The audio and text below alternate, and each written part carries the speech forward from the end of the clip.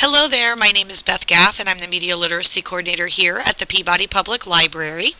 And first off, I want to let you know that this class is geared to go at your pace, which means that you can stop this, minimize this, go away from this, and come back to this at any time. You are not obligated to sit through this entire session in one setting.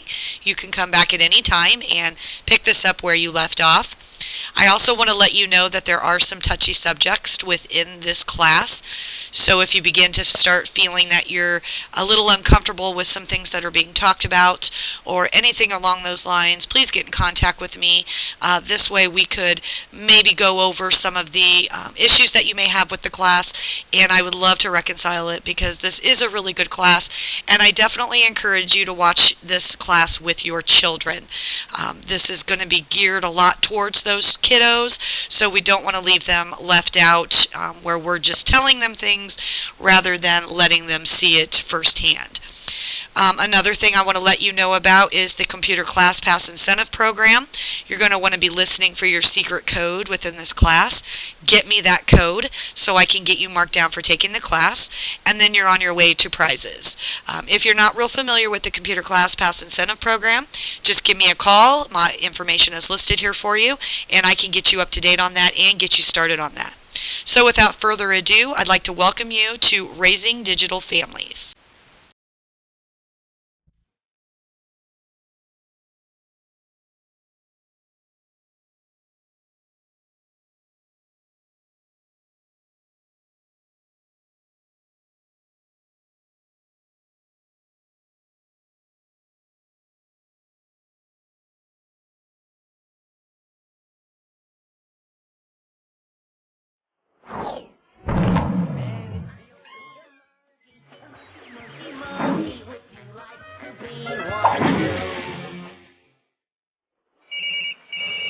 Hello.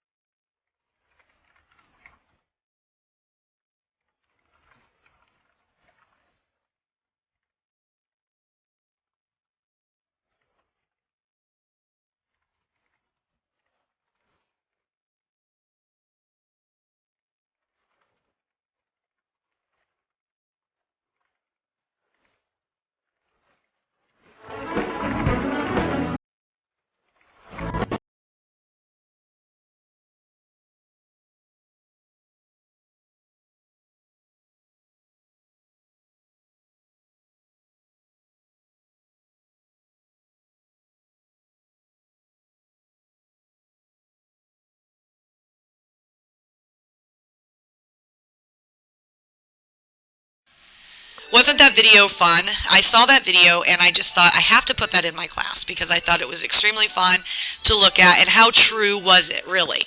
The first thing that we need to realize when it comes to raising digital families is understanding that we are living in a digital world. According to the U.S. Census, the average American family has 2 children, 3 televisions, and at least 1 home computer. Most kids receive their first mobile phone by middle school, and with nearly 1/4 of American adults owning a tablet device, according to the Pew Research Center, many children are growing up with access to digital applications nearly from birth. We cannot deny that we live in a digital age with everything from our phones to our kitchen appliances connected to the internet. Many parents have begun to feel like it's impossible to keep up with the ever-changing digital landscape, and that their plugged-in children speak a different language. There are also vast possibilities for learning, growth, and entertainment that we did not experience in our own childhoods. As parents, even if we don't understand every part of the digital world that our children and we live in, it's important to set rules and perimeters to help our children navigate this brave new world.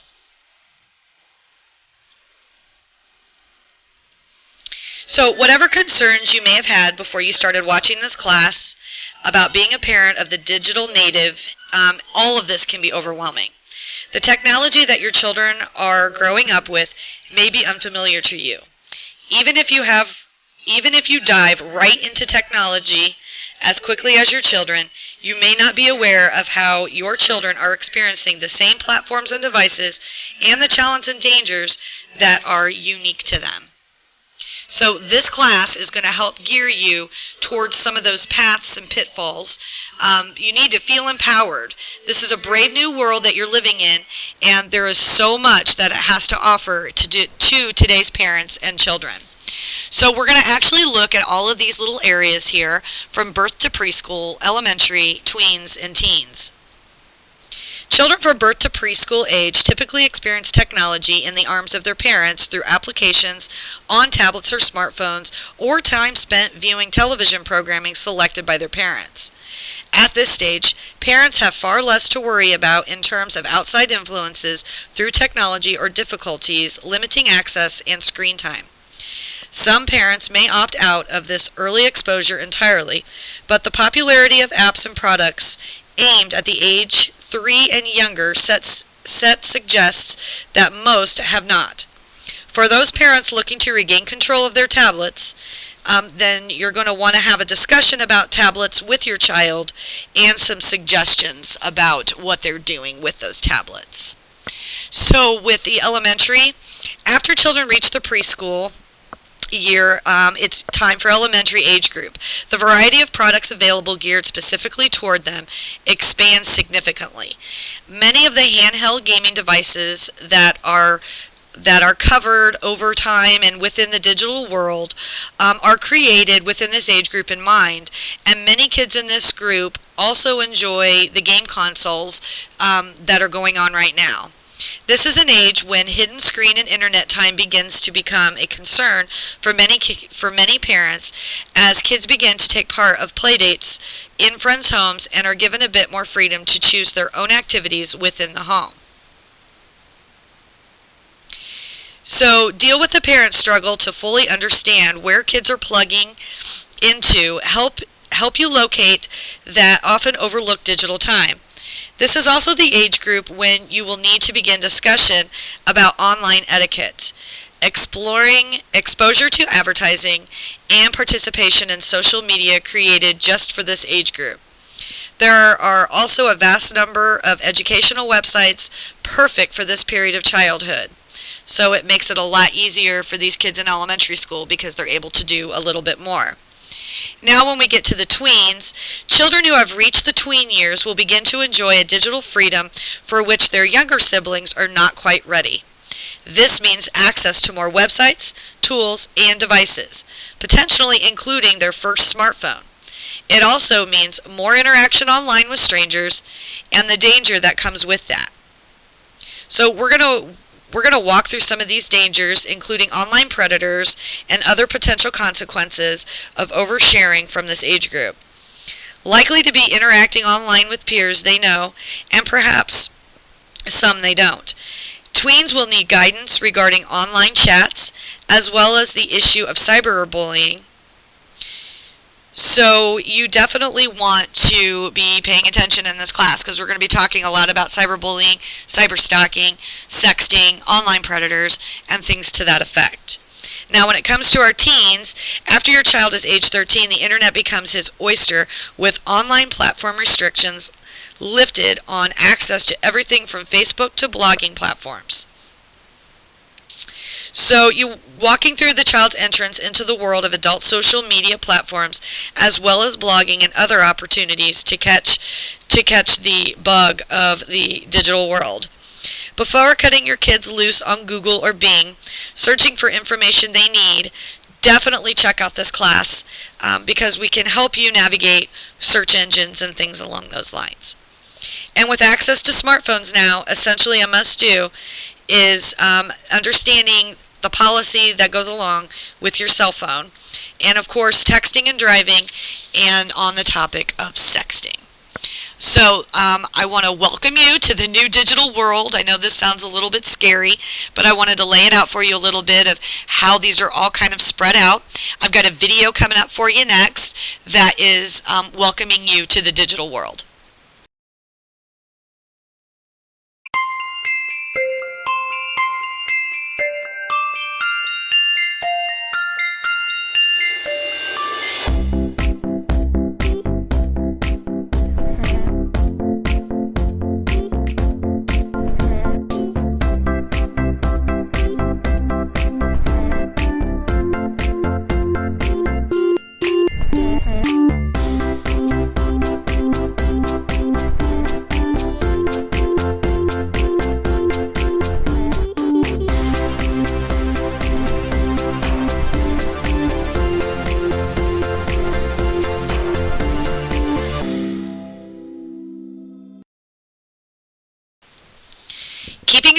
light on ever-changing technology can be a daunting task for parents who are navigating a digital world daily as well.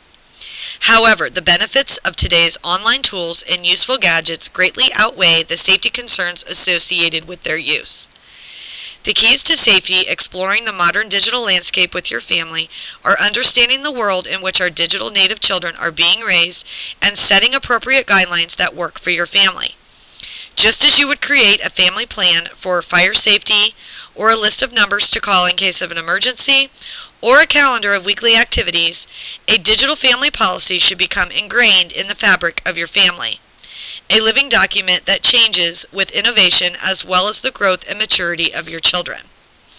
As you go through this class, keep in mind that I have outlined a few key areas to focus on for your family's digital family policy. But you may find other areas of the policy that would be better for your family situation for greater detail. Keeping your family's digital family policy in mind as you go through this class will help you begin to make decisions about your own policy creation. These are some of the topics that I have chosen for you to first begin to create a digital family policy. You want to set some screen time limits. What about those cell phones and rules? What is the difference between social and using it for emergency? Taking pictures and videos of others. Rules for the internet use. Applications. Passwords and their importance. Game ratings. Avoid oversharing and code of conduct. Consequences and parental control. And rules for social media sites. This is what we're going to base our digital family policy on for this class. The most basic place for your family to start when creating your digital family policy is setting screen time limits. Be sure to include time spent watching television and movies and playing video games away from home, such as at a friend's house. Consider adding the following specifics to this section of your policy. Total amount of screen time allowed during the week and on the weekends. Type of screen time allowed during the week and the weekend, such as television during the week, but game consoles only on the weekend. Types of devices that may be used in friends' homes, including going online and games devices.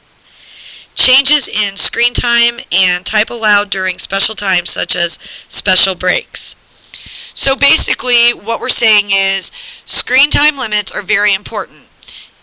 If you have that child in your home that has a phone device in their face 24/7, I can assure you that they haven't heard half of what you've said. They wouldn't be able to repeat it back to you. And they probably can't remember the tasks that they're already told themselves they were going to do. So setting the screen time limits keeps that connection between you and your children away from the device so that they're able to maintain a normal relationship with the people around them so they're not ignoring the situation. So you definitely want to look into and set some screen time limits.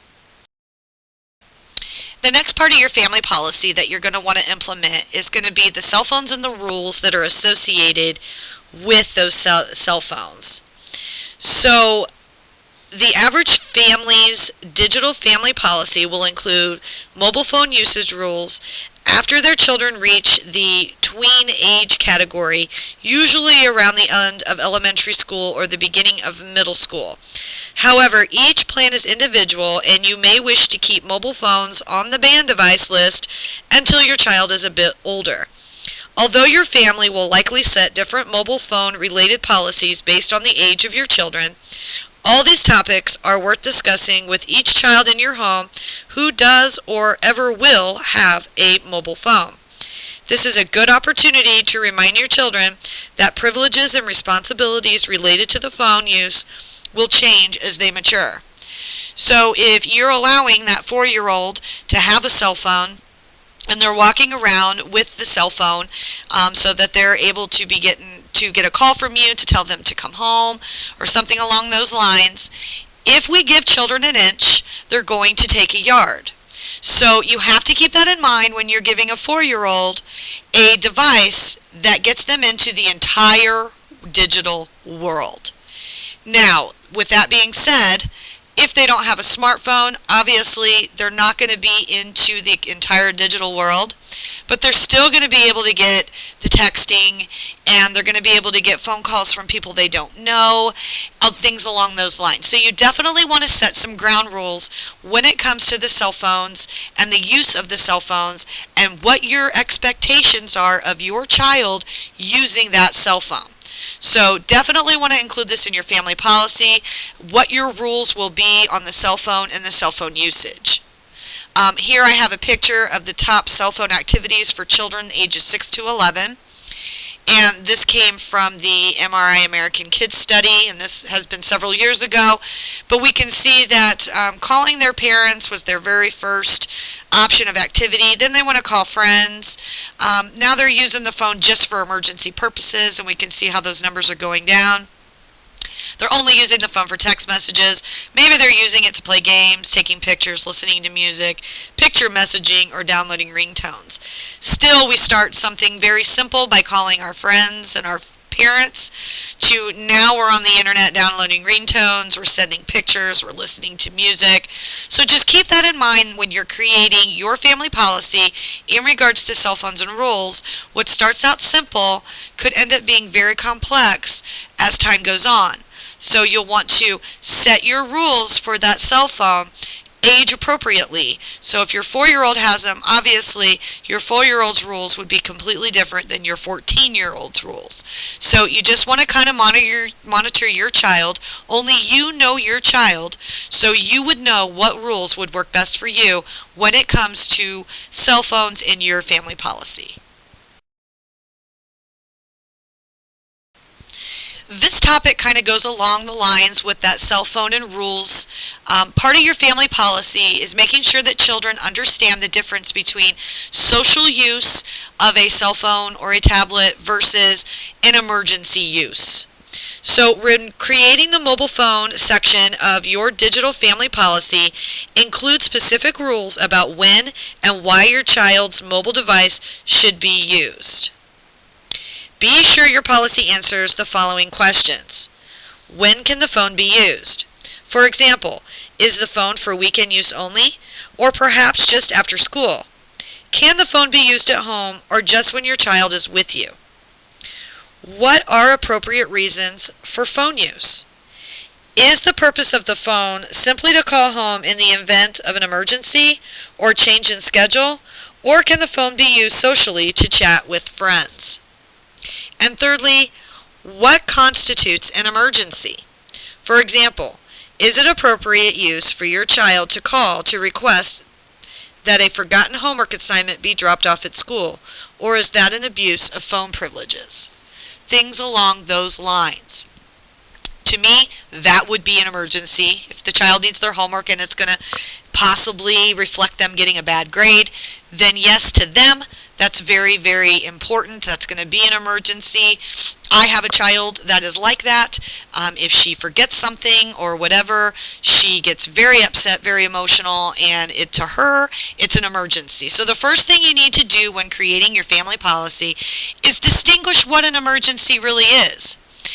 In my opinion, emergency is if you are bleeding, on fire, or somebody is hurt, or, now to you, an emergency may be, I missed the bus, I need a ride home. I forgot my homework, I need you to bring it to me. I left my lunch on the table, can you bring it to me? Things along those lines. So first you need to establish what an emergency is. And then you need to talk to your child when creating your family policy about how they're going to use that technology device. Can they use it for social?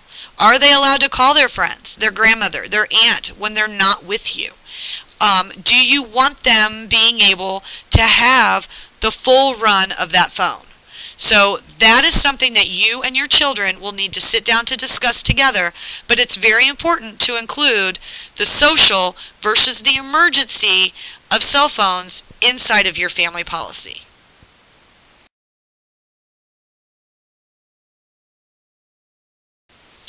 Another section of your family policy should include taking pictures and videos of others. Even though they are with their group of friends and they're taking pictures, not everybody is okay with their picture just kind of being out there for anybody to see. And that is what children are doing with these pictures 9 times out of 10 and these videos, is as soon as they get them, they're uploading them to some type of social media site where everybody that they all know can see them and things along those lines. A few things to keep in mind when taking pictures and videos of others. If you are uploading those onto a social media site, you need to keep in mind that once you've uploaded those images or those videos, they no longer belong to you. They now belong to that social media site. So you've just given them free rein to own your pictures. Also, something to keep in mind when taking pictures and videos of others, even though you allowed one of your friends to use your camera to take a group shot of all of you, because your friend took that picture, they actually own that picture. It doesn't matter what device they used, they took it. So since they took it, they technically own it. So you would want to make sure to check with your friend who took the picture to make sure it's okay that you're uploading and that you're doing that. And of course, taking inappropriate pictures of each other or videos of one another, that is not a good idea. You should not be doing that. You should not be uploading that. You definitely want to include in your family policy what your expectations are of your children when it comes to taking pictures. And it's not just friends, it's family also. We all have those family members who just don't like their picture taken. So if you have gotten the chance to actually take their picture, you would be abusing that privilege by posting that picture on a site where other people can see it. First off, you've now lost the trust of the person you took the picture of. And secondly, you'll probably never get that opportunity again. You need to keep in mind that when you're posting things on the internet, you can't take it back. Once it's out there, it's out there. And even though you may have deleted it, that doesn't mean somebody didn't take a screenshot of it to keep forever. So, you definitely want to talk to your children about taking pictures and videos of others, and you want to include that into your family policy. The next part of your family policy should include the rules for internet use.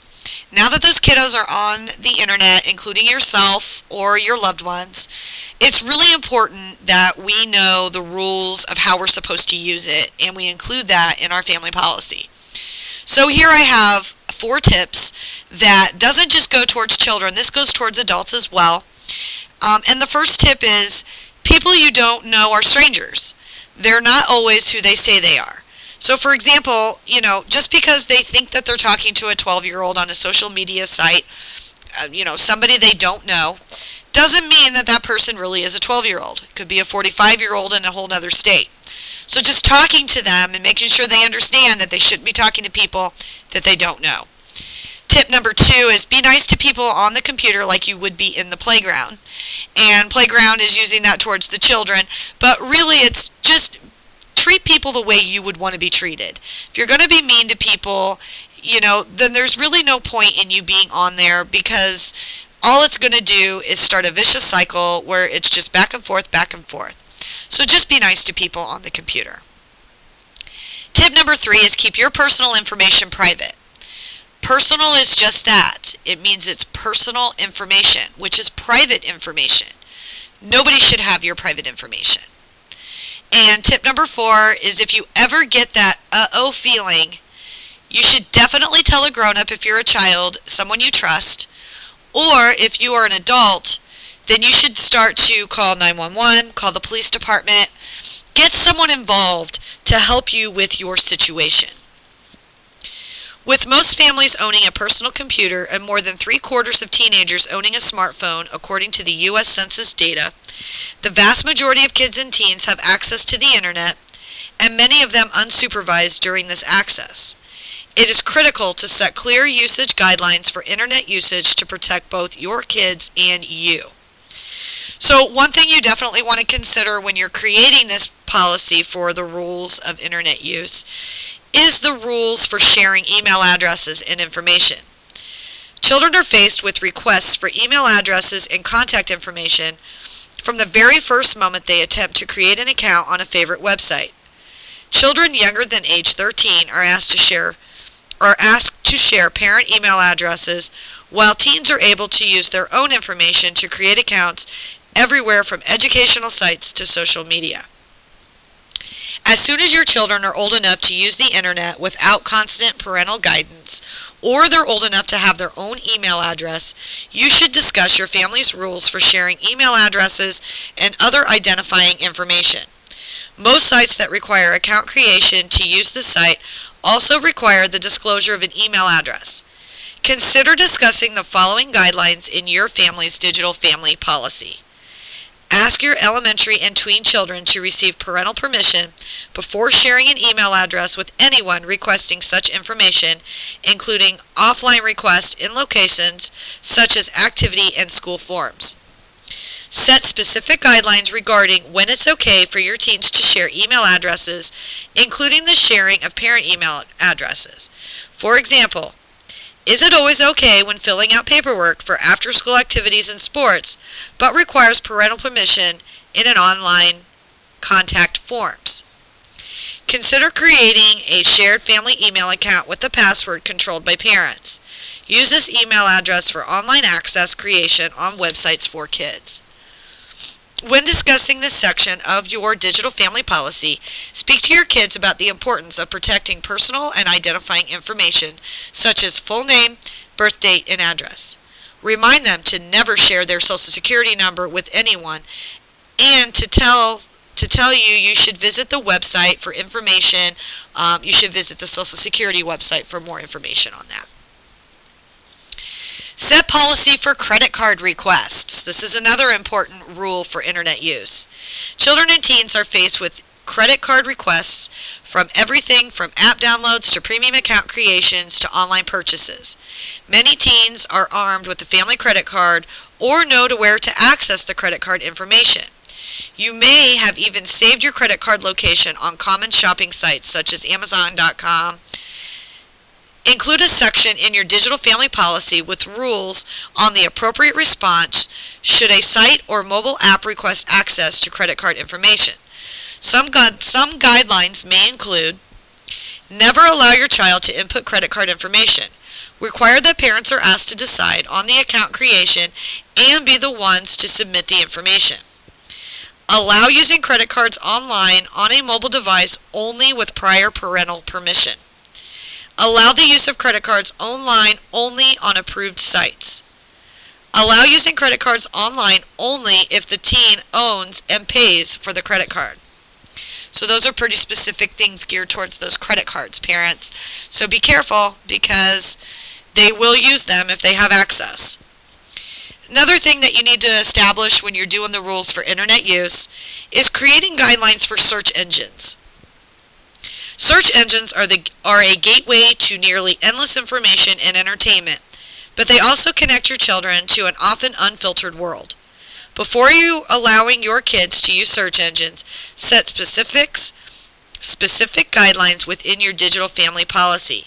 Guidelines may include the following: no using search engines for kids below a certain age group. Supervised use of search engines only. No image searches. Using search engines with parental controls only. Using search engines for educational purposes only. And you should also establish a list of approved and banned sites.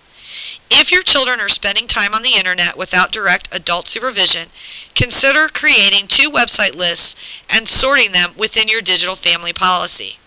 So one section would be your approved websites. If you would like to greatly restrict your children's internet access, consider creating a list that contains the only sites your children are permitted to access.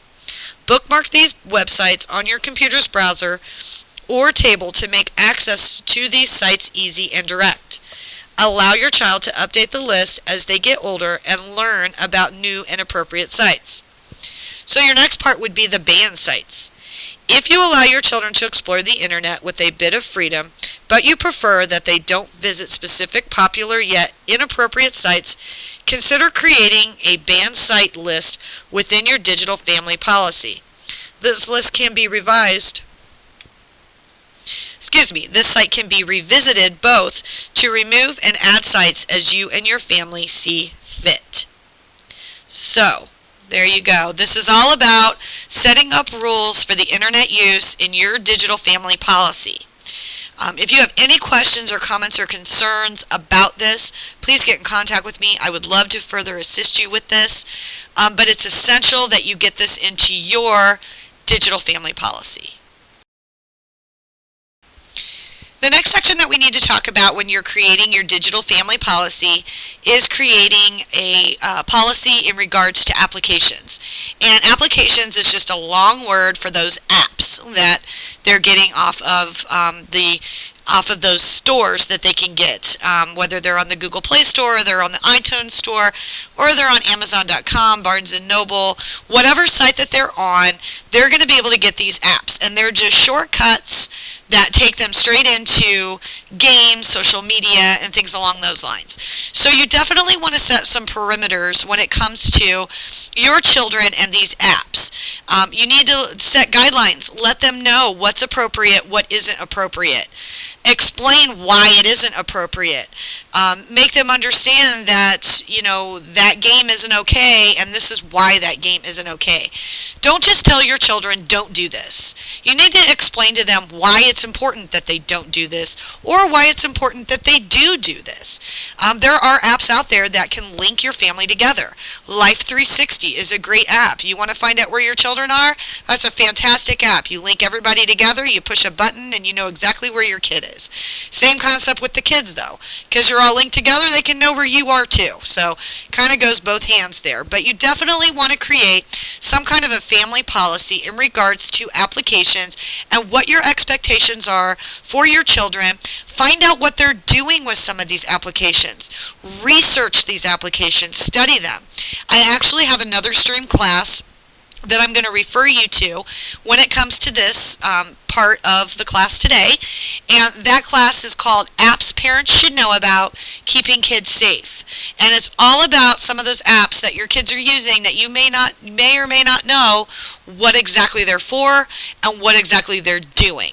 So that's another class that you should probably watch when you're done with this one. But just keep track of your kids and find out what it is they're doing with those. Set guidelines. Write lists. It's okay that you have these, but it's not okay that you have these, and this is why these are okay and these are not okay. You need to explain that to the children. Don't just be a parent that says, because I said so. That's not teaching them anything other than you are in control of them.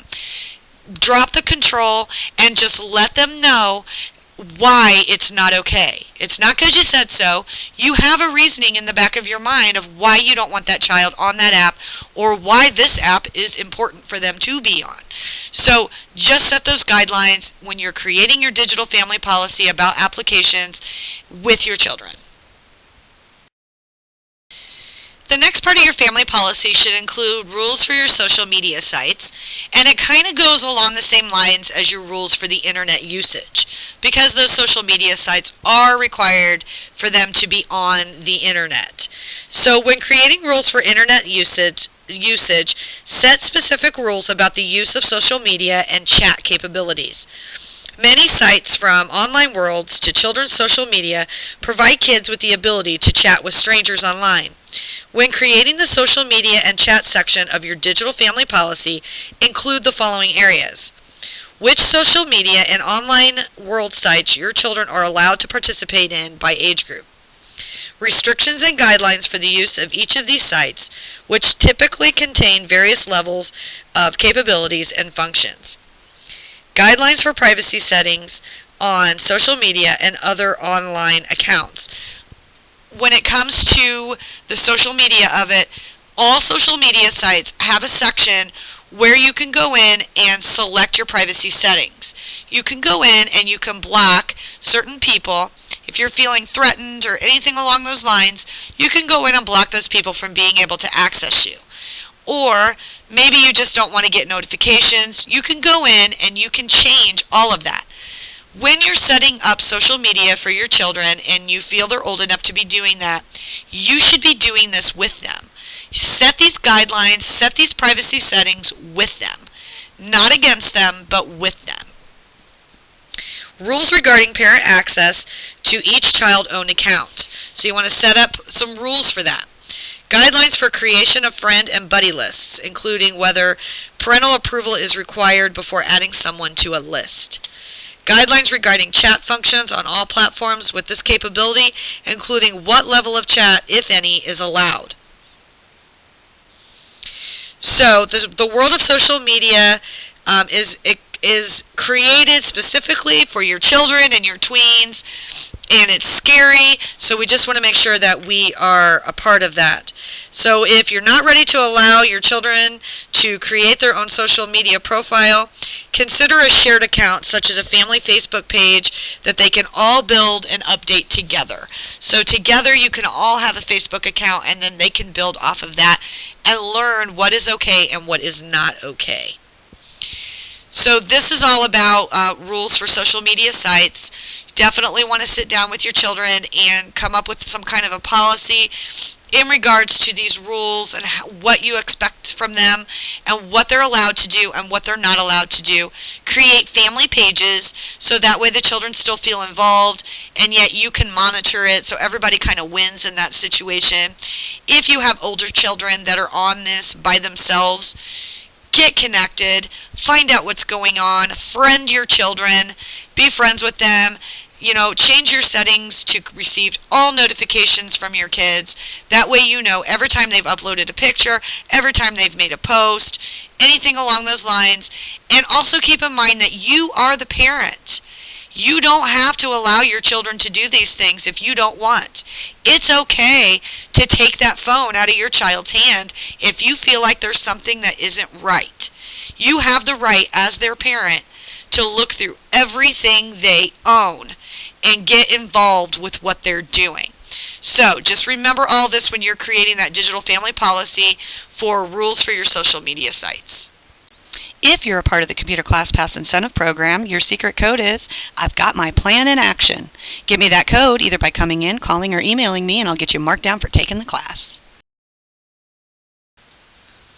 The next section we're going to talk about in creating a digital family policy are going to be those passwords. We don't really think about these very much, but really creating a really strong password will help you in the long run, and it goes a lot farther for you. So you want to imply some rules when it comes to creating, storing, and sharing your passwords. Your digital family likely has passwords and PINs for a variety of purposes, including some of the following here. You have a PIN for your phone, password for your phone, passwords to unlock tablets and computers. Your app store requires a PIN or a password for website accounts, and email passwords. To maintain these passwords, you may want to create rules about password creation and storage and include these rules in your digital family policy. So creating safe password. A password may not seem like an important topic to kids, but passwords are the gateway to access personal information and should be taken very seriously. Discuss with your kids the following tips to create safe passwords. Include uppercase and lowercase letters. Include numbers as well as letters. Include other characters and symbols besides numbers and letters. Do not include a complete word. Do not include the child's name. Do not include other identifying information such as a birth date, an address, or a pet's name. You also want to establish a password storage location. To manage a large number of passwords across family members and accounts, create a rule for safe password storage. Consider the following options. Choose a safe location where you can keep all passwords written down. This may not be a safe strategy in public place such as an office, but you should be okay in your own home. Consider choosing a secure location such as a filing cabinet drawer, which can be locked.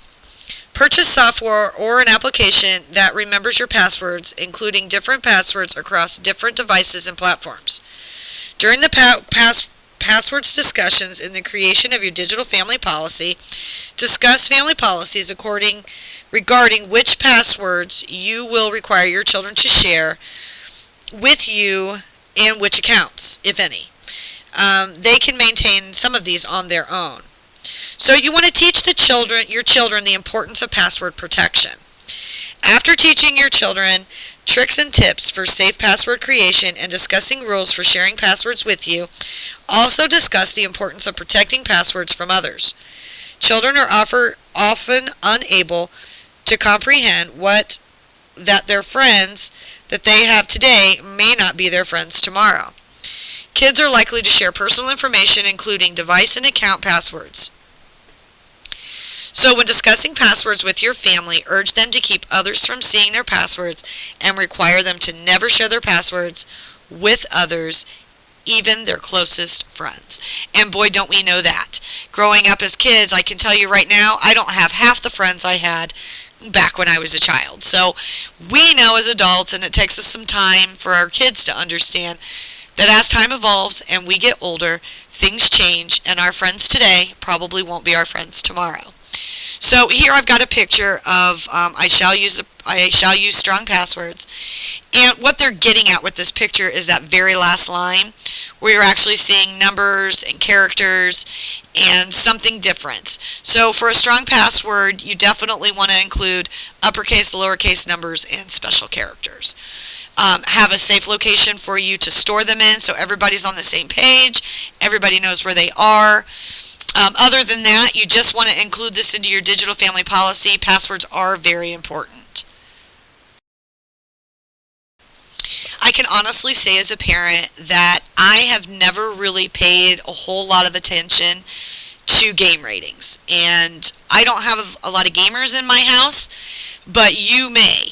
So I wanted to include this into our digital family policy because it's important to understand the differences between the game ratings. Children as young as preschool age enjoy game consoles and games and handheld gaming devices that are available for kids 8 months to 18 years. While you may want to include gaming and screen time limits and rules for appropriate activities when visiting friends' homes, there are two main areas regarding gaming that should be considered priorities when creating your digital family policy: game ratings and multiplayer games online. So the rating system allows you to read the age recommendations for all games available for game consoles and many games available for handheld devices.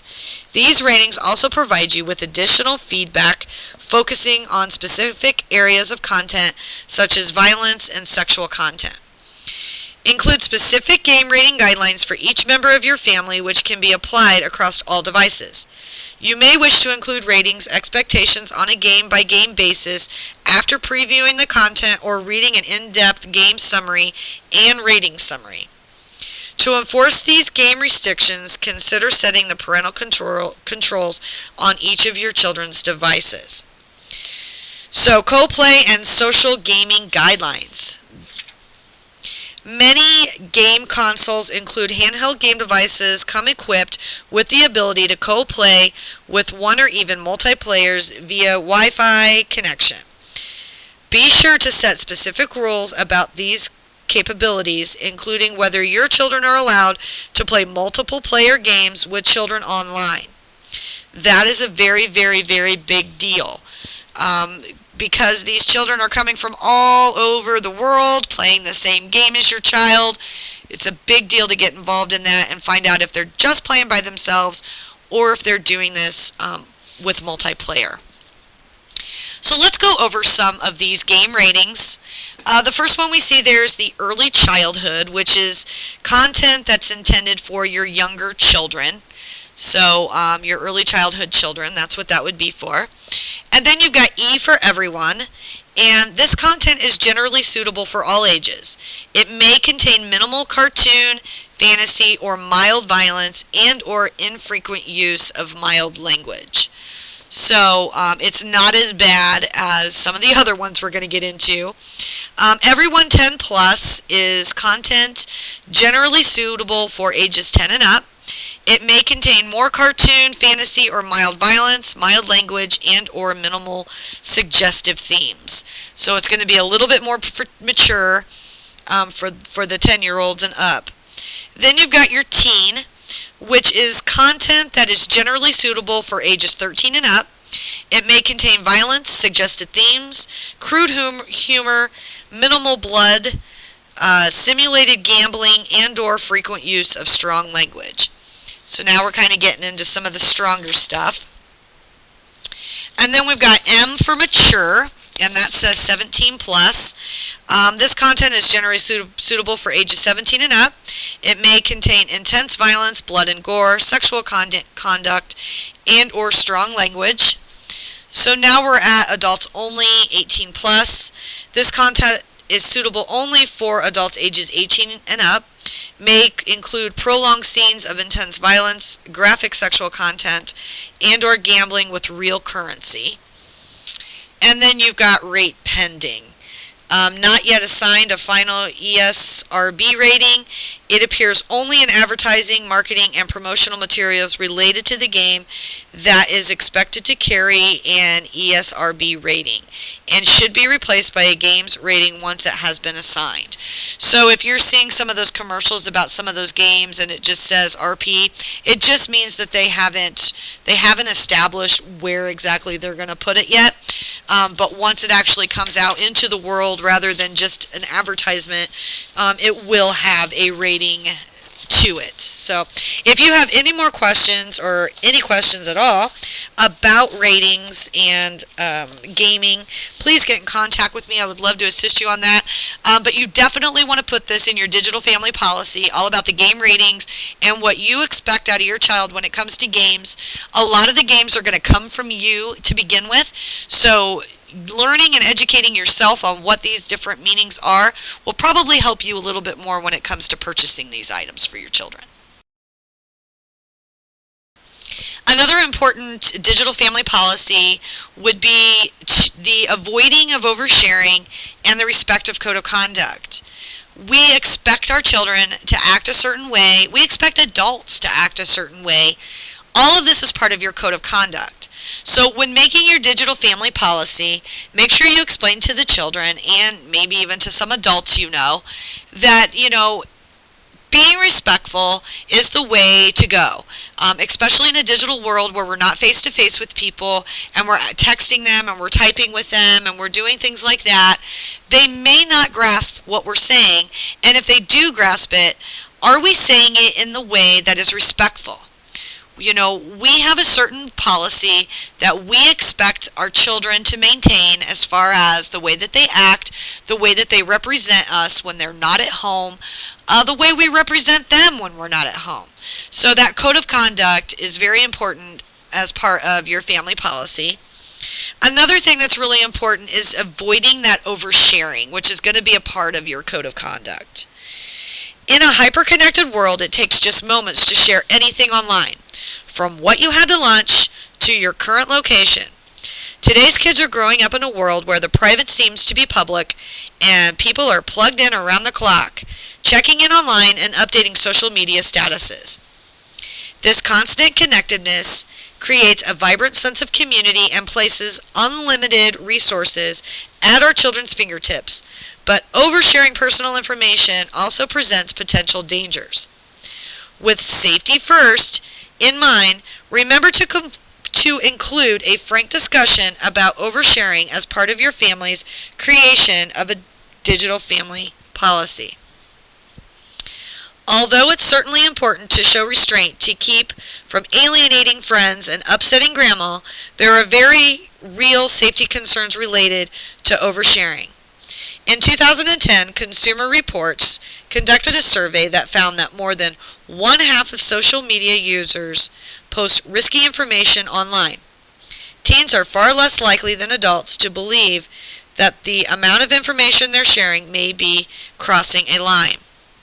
Be sure to take the time to discuss motivation for sharing with your children. For example, are they likely to tweet pictures of the food they're eating because of an interest in cooking and recipe sharing? Do they share personal stories on their blog because they enjoy online journaling? Or has oversharing just become a bad habit? Such a discussion may prove enlightening for both you as the parent and for your children. Also ask your children to consider the audience when sharing digitally. For example, does your teen use just one Facebook account to connect with both friends and family? Or does she have a personal account to interact with peers and a family account to keep up to date on family happenings? Tweens and teens should consider that although their friends may enjoy seeing pictures of last Friday night's party, Grandma may be less interested in that photo album. So the whole point of it is that you want to teach children the importance of restraint. To put it simply, just because you, or anyone for that matter, can share every moment with the world, that doesn't mean you should. Just as you ask your children to follow an acceptable code of conduct offline, take time to discuss a code of conduct for online behavior. Begin a discussion with your family by first talking about the ways in which we share whatever with the world. Here's a way to start the conversation ball rolling. If your teen has been digitally connected through a variety of platforms for some time, consider going through past posts and updates with your kids to discuss appropriateness and even remove past information. Also, ask your children to have a discussion with their friends regarding how they feel about sharing personal information online. Your kids may be less likely to send an embarrassing photo, for example, to a friend who has no qualms about them sharing that photo via Facebook or Twitter. So here's some of those social networking sites that they're using. Twitter, Facebook, Instagram, and Foursquare. For each of these social media platforms allows users to briefly and instantaneously share what is occurring in the user's life. Awesome grilled cheese sandwich, #lunch. And each platform also allows uploading an associated image. So you can see that the nature of these services partnered with the fact that they are all available on smartphones, users can quite easily share personal information quickly and across many settings. Kids may be sharing information reactively rather than thoughtfully. If your teen's Foursquare, Twitter, and Instagram accounts are linked to their Facebook account, they may find that their Facebook page has become a play-by-play account of their day rather than a place to occasionally update a status, share photos, and participate in groups. For teens who are connected across multi-platforms, updates may be multiplied and become overwhelming to the audience. So you just want to make sure that you're not giving out too much information. Not everybody needs to know where you are every minute of every day. Those pet pictures are great, but we don't need to see them every 2 minutes. Your pet does something special. Just some things should be sacred, and they should keep them with them, and they don't need to tell everyone about it. We don't need to know when you're going to the restaurant or anything like that. That's just part of that code of conduct. You don't call up all of your friends before you leave the house to go, to the CVS. Why would you post it on Facebook? Why would you post it on Twitter, Instagram? Most people looking at it are thinking, why do we care? So just keep that in mind when you're creating that digital family policy of avoiding the oversharing and making sure to have some respect and code of conduct.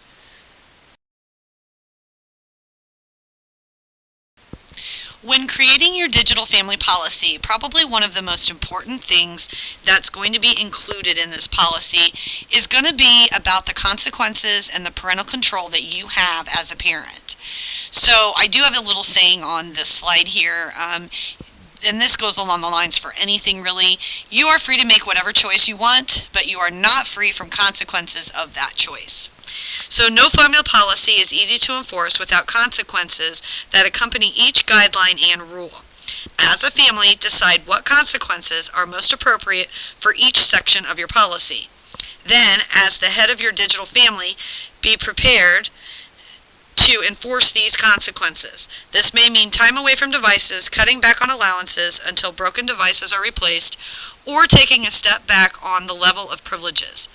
Whatever consequences you choose, be sure to communicate them at the same time that the policy is created to make them clear to all the members of your family.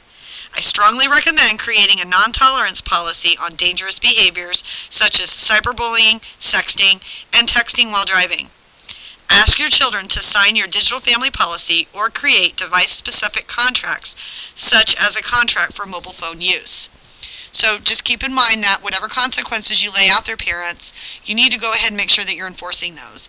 Having a bunch of false consequences is going to do you no good in the long run. And keep in mind you also have those parental controls that you can be in charge of, especially when it comes to smartphones. Providing the children with their first smartphone can be anxiety-causing for many parents, but you can find many tools available through service providers as well as additional available products to help parents protect not only their children, but also their wallets.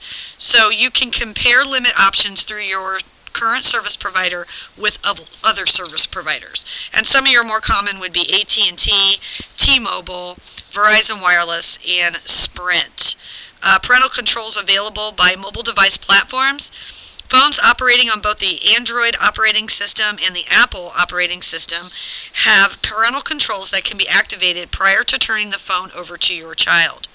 To enable parental controls on your iOS or your Apple device, take the following steps. You would tap your settings, select General, select Restrictions, and then tap Enable Restrictions. Create a restriction passcode. You're asked to re-enter your password before accessing the restricted area. After you enable parental controls and create a passcode, you can control content, access to apps, privacy settings, and so on, including the following. You can restrict access to applications and features on the phone, including web browsing, installation of apps, and the phone's camera. You can prevent specific content types, including by rating. You can block changes to the phone's privacy setting, including contacts, calendars, and location services. You can prevent changes to account settings such as contacts and volume limit. And you can restrict Game Center features such as access to multiplayer games. Android devices aren't equipped with full system restrictions, but they do allow parents to set limits on app purchases. To enable these controls, take the following steps. Choose the Google Play Store icon. Scroll down to Under Controls. Select Set or Change PIN, and then create a PIN. Press OK. Activate the PIN by selecting Use PIN for purchasing. Using monitors and restrictions for content and usage amounts. So that's what we're going to talk about now. If you want more control or monitoring options for your child's mobile device, consider purchasing parental control software or applications. You can find programs to monitor and control usage, block content, and locate your children through their phones. None of the software that I have mentioned here replaces having honest and frequent discussions with your kids about responsible and safe phone use. If used, these tools should be partnered with open communication with your children rather than replacing conversation. The best way to know what your kids are doing on their mobile devices is to talk to them. These software tools can help you keep track or limit your mobile phone use or your child's mobile phone. They have one called Phone Sheriff. It allows parents to block functions according to time of day, track the mobile device via GPS, block communication with certain numbers, and record all text messages and phone calls. So you can learn more about that tool at phonesheriff.com. Another one is MobiStealth. It allows you to access your child's location in real time as well as through a historical tracker, record calls, or it records calls, listens to live calls, access an activity log. You can view web history, view contacts details, and you can find more about that at MobiStealth.com. Another one's called My Mobile Watchdog, and it features location tracking, the ability to, via text messages, block any applications such as the phone's camera. You can block specific websites and set time limits, and you can find those parental controls at mymobilewatchdog.com. Mobile Spy allows you to track location, record calls and texts, and restrict applications. Mobile Spy allows you to record social media activities such as Facebook messages. Mobile Spy software is located at the mobile-spy.com. and so on. So if you go into your search engine, Google, Yahoo, whatever you use, Bing, Ask, and type in, parental controls or best apps for parental controls, you're going to get a bunch of hits for that. So some mobile phone safety concerns. Many parents think about mobile phones and safety together because chances are that they purchased a mobile phone that their children for safety reasons, although having the ability to call emergency services and stay in touch with parents while out with friends are some of the positives of mobile phone ownership. Several safety concerns arise with mobile phone usage. So you can GPS your child's privacy and know more about where they are. Definitely talk to them about texting and driving if you've got some of those older teens and so forth. Yeah, you definitely want to talk to your children about sexting, and we're going to be talking about some of these features later on in the class, and of course Snapchat and texting and sexting. So here you go. We've been talking about consequences and parental controls, and this is probably one of the most important things there are out there when it comes to creating that digital family policy and what the outcomes are going to be for what power you have over everything. So if you need more information about this, you could go to Google and you could type in consequences and parental control for those mobile devices. So while you're creating this digital family policy, one thing you might want to consider is creating the guidelines by age of what you have in your household. One word that every parent hears far more than they'd like to hear is the word fair. Kids for generations have complained that their parents' rules are not fair and that one sibling is getting a better deal than the other. However, when it comes to technology, fair and appropriate may not be related. It makes the most sense for you to create different device rules according to age category rather than create one rule that applies to your entire family. Consider using the following as age categories. So birth to preschool. This is the youngest age group. It is not at all immune to the digital world. Some children can operate on a touchscreen device before they can even walk. With apps and devices created specifically for this demographic, you need to set specific guidelines for your little ones, paying close attention to screen time limits and appropriateness of content. So for the young elementary kids, children in this demographic are often able to operate technology without parent supervision, but still require the supervision to guide them to proper and safe use. So just keep those in mind. With your tweens, in many ways, tweens may appear to rule the digital world. This age group is catered to by tech companies with products created specifically for them and online worlds inhabited primarily by other tweens like them. This is also the age when most children receive their first mobile phone, opening up a whole new world of technology and connectivity. Your rules for tweens may require fewer restrictions but are likely to cover more devices. And then for those teenagers want their freedom. They also want their technology. This is the age when kids are beginning to lay down their digital footprint and make online decisions that may affect their entire lives. Although most teenagers will be given many freedoms, they may also need much guidance. So just keep that in mind when you're creating those guidelines by age for your digital family policy of what expectations you have out of each one of your kids as far as what age group they're in and what they're doing and what you're going to allow them to do. So just keep that in mind when you're creating your policy. The next section we're going to talk about in regards to raising digital families is making sure that we're producing safety for the digital family. And you are the digital family. So we want to make sure that we have a safe family environment.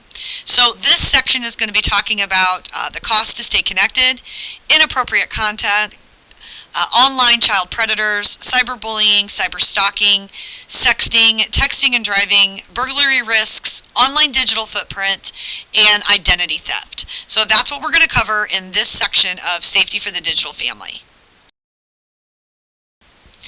The reason why I want to talk to you about the cost and staying connected and keeping your family safe is because we need to make sure that our children understand that just because we've handed them a device doesn't mean it's just free. Um, Everything in this world there's a cost for, and when we start giving children things without making them earn them, then we're just kind of giving away items, and there's nothing to be learned from that. So, staying within your means and understanding what is expected of the child when it comes to their phone. A study published by AT&T includes the following statistics about kids and phones. The average age for a child to receive their first phone is 12 years old. Nearly all kids, 90%, surveyed believe that it's okay for parents to set rules about phone usage. Nearly 40% of kids surveyed said that their parents have not discussed mobile phone safety with them. And a 2012 Nielsen report claims that 58% of kids ages 13 to 17 years old have their own smartphone. So, adding a service so that they can just talk with you, or adding a data plan to your child's mobile phone requires an additional level of maturity beyond just call and text. Not only that, but it also is going to dip more into your pocket on the cost of that. Deciding on the right age to get your child the very first cell phone will differ from child to child and family to family. You may choose to create rules based on specific situations and needs within your family rather than setting a family-wide rule age, and we kind of talked about that earlier, and some things that you should talk to your children about to determine whether it's a right time to purchase a first-time cell phone. Is the first one would be to need to communicate. Does your family schedule require you to be in touch with your child regarding schedule changes, activities, pickup times? Providing a child with a mobile phone allows convenient communication by busy families. So the cost there would be worth it to you if, your child is in sports or athletics after school, so they're able to call you so you can pick them up. There are some safety concerns. Do you feel like your children should have a mobile phone for safety reasons? Do they walk home from school or an activity alone? Is their bus stop out of view of your home? So that's something else to think about. Responsibility. Is your child responsible enough to own a potentially expensive device such as a smartphone? Will he lose it? Is he likely to break the phone and need it to be replaced often? Does he have a good track record of caring for or other expensive devices such as handheld games or game consoles? Has he shown responsibility in other areas, such as caring for family pets? Things along those lines. Tech savvy. Do you feel comfortable with your child having access to the technology that is included in a mobile phone's capabilities? And of course, you're going to have your rules. Will your child follow rules for phone use set in your digital family policy? Do you feel comfortable enforcing these rules, even if that means taking the phone away for a period of time? The true need. Will your child follow the rules? Will your child actually use the phone? Do her friends also have phones, providing her with someone to text?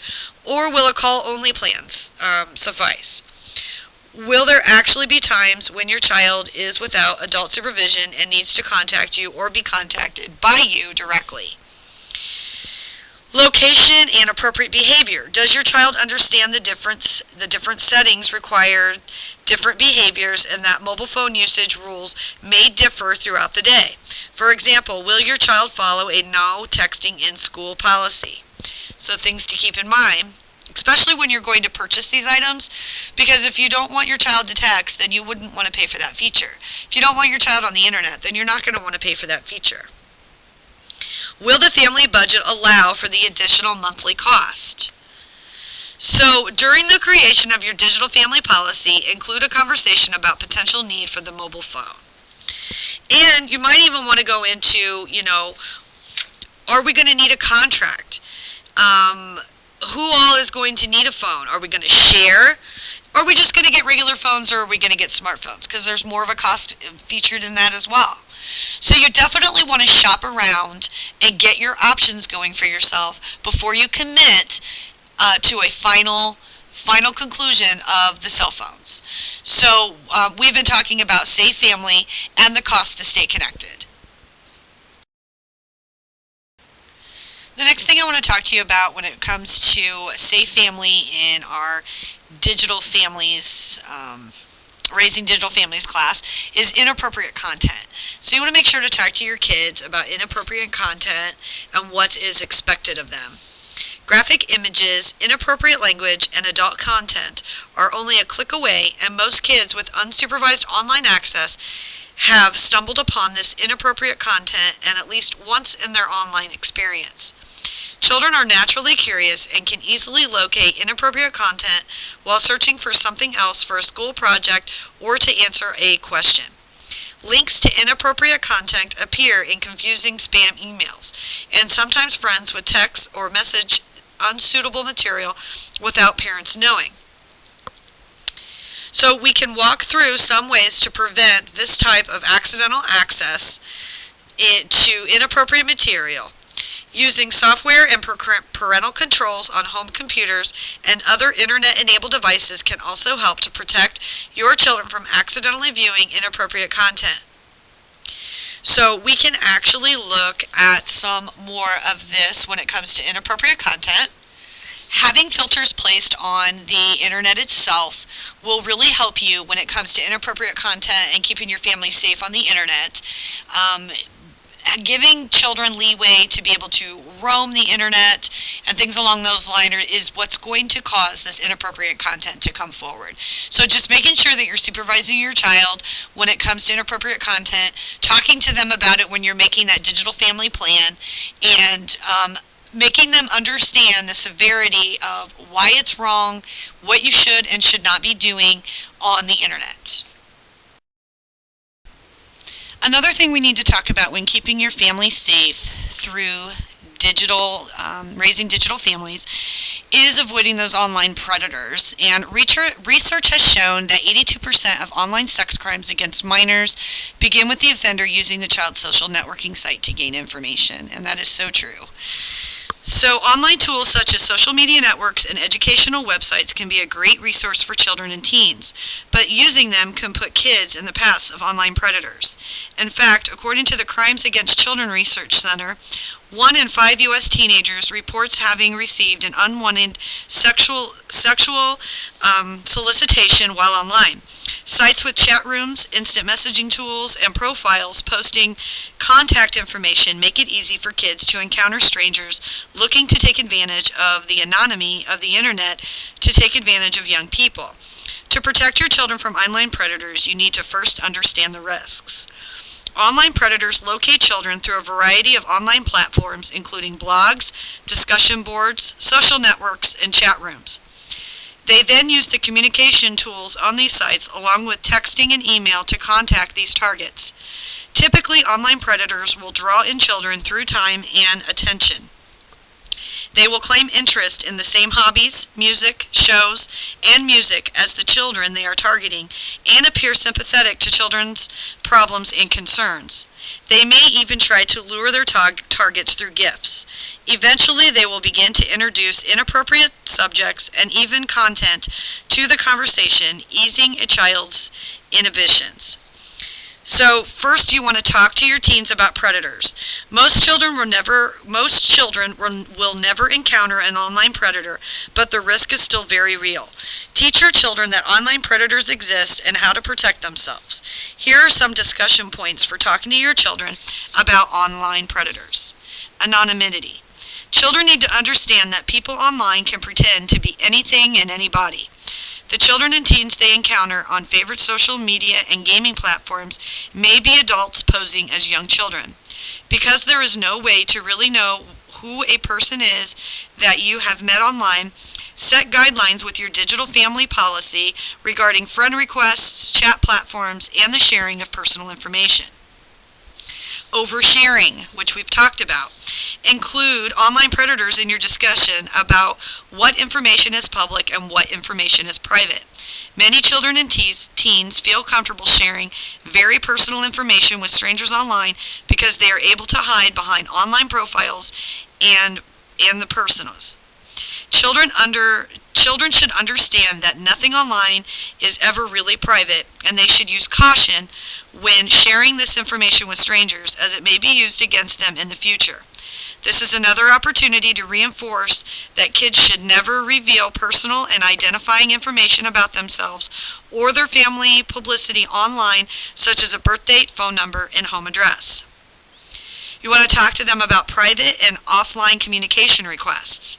Prepare your children for potential requests from people that they have met online to chat in private online rooms or even offline via text or phone. Set strict guidelines regarding these requests and encourage your children to come to you if someone online makes such a request. Talk to them about emails and downloads. The Crimes Against Children Research Center reports that 1/4 of children have been exposed to unwanted pornographic material online. Ask your children to never open emails or accept images or other documents to download from people they do not know in real life. Create a rule within your digital family policy requiring children to notify you if they receive emails or images from strangers. Talk to them about secret keeping. Let your children know that a request from online friends to keep a secret from parents or other adults is a red flag. Ask them to come to you if anyone online makes these types of requests. Talk to them about their online persona. Discuss your child's online persona with them. The profile name and profile image they select for use online may catch the attention of online predators. Encourage them to use gender-neutral screen names that do not contain sexually suggestive words. And meeting in real life is another one. Your digital family policy should include a rule that your children should never agree to meet a person in real life whom they have gotten to know online. According to the ABC News report, 100% of teens who became victims of sexual predators met the predator willingly. Staying in the loop is really the key when it comes to this. As a parent, you also play a very important role in helping to protect your children. Even after you talk to your kids about online predators and set guidelines, here are some steps you can take to ensure that your children are safe from online predators. Monitor online conversation and email accounts. During the creation of your digital family policy, prepare your children for the fact that accounts will be monitored for their safety. Maintain the ability to access your child's social media and email accounts and monitor periodically for communication from strangers and inappropriate content from previously trusted contacts. You want to check online profiles. From time to time, check to see what information your children have made available both to the public via their online profile as well as to friends. Ask them to remove private and identifying information such as a full birth date and phone number. You want to talk to them about following social media age guidelines. Most social networking sites require that children be at least 13 years old to have an account. For your children's safety, do not let them use sites for which they are not the correct age. You want to restrict chat room use. Young children should not be allowed to visit chat rooms and use chat functions on websites. As your children get older, you will need to create age-specific chat guidelines within your digital family policy to address different chat settings. Keep your home computer in a public location. Keeping your home computer in a highly trafficked area of your home, a family room or kitchen, rather than the child's bedroom makes it less likely that they will engage in inappropriate conversations online or visit potentially dangerous websites and chat rooms. You want to install and use parental control software and monitoring tools, and we talked about that earlier. A variety of tools are available to both monitor the use of your home's personal computer as well as protect your children through the use of parental control settings. You want to get hip to cyberslang. Kids have their own crypto shorthand, know how to recognize the code words at a glance to help protect your children. So there are some of them, and in the next slide I'll just have a list of them for you, and you can kind of see the slang that we're talking about when it comes to this. You just want to get in the know of that. You want to keep communicating. According to the Pennsylvania Attorney General's office, only 1/4 of children nationally who say they received a sexual solicitation online also say that they told a parent about this unwanted communication. Keep lines of communication open and remind your children frequently that they can chat and should come to you with any concerns about online activity. Watch for warning signs. Here are some warning signs that may indicate that your child is communicating with an online predator. If your child is withdrawn from the family, or if your child is receiving phone calls from an adult you don't know, if your child has child pornography on their computer, if your child receives mail or packages from someone you do not know, if your child turns off the monitor quickly or changes screen tabs when you walk into the room, or if your child spends large amounts of time online at night. If your child is the target of an online predator and receives sexually explicit photos or communication, contact your local police. Be sure to document any communication and save files and emails to turn over to the police. You can also report possible illegal online activity related to child pornography or other child's sexual exploitation to the National Center for Missing and Exploited Children's cyber tip line at 1-800-843-5678, or you can visit them at www.missingkids.com.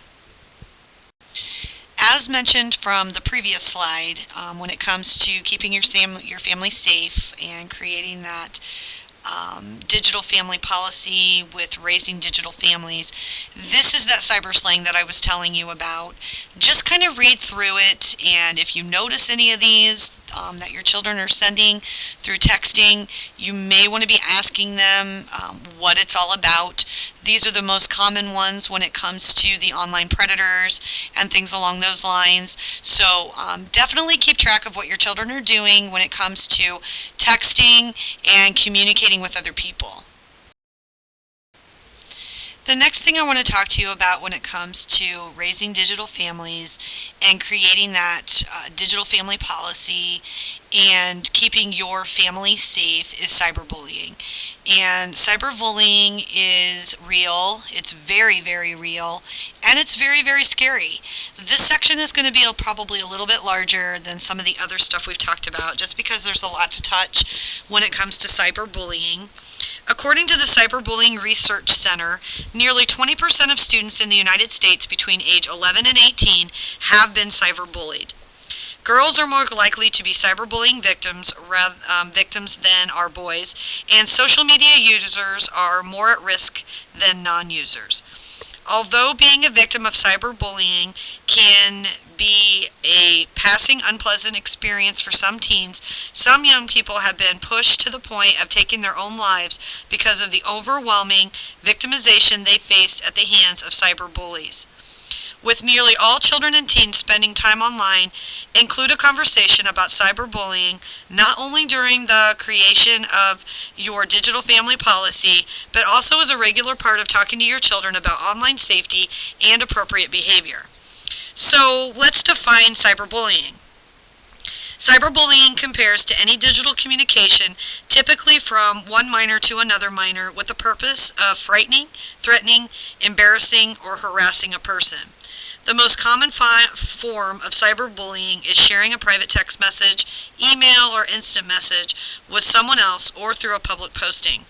Cyberbullies tools are computers and smartphones, and they plague victims via text, email, IM, chat rooms, social media, and blogs. Examples of cyberbullying behavior include the following: using websites to rank or rate peers according to things such as looks and popularity, publicity blocking someone's participation in an online group, tricking someone into sharing embarrassing information with the purpose of sharing it digitally with others, creating a website with the purpose of harassing someone, creating a fake social media account to pose as another person and post untrue things about that person, sending threatening or mean emails, text messages, and IMs in chat rooms, posting embarrassing pictures of someone on a social media website. The effects of cyberbullying can be far more devastating for victims than traditional bullying. Cyberbullies often remain anonymous, making victims unsure of how to protect themselves and whom to trust. Victims often receive bullying messages via their home computer, taking away their feeling of safety within their own home. Victims may be affected both at school and online, taking away two primary locations where teens socialize and interact.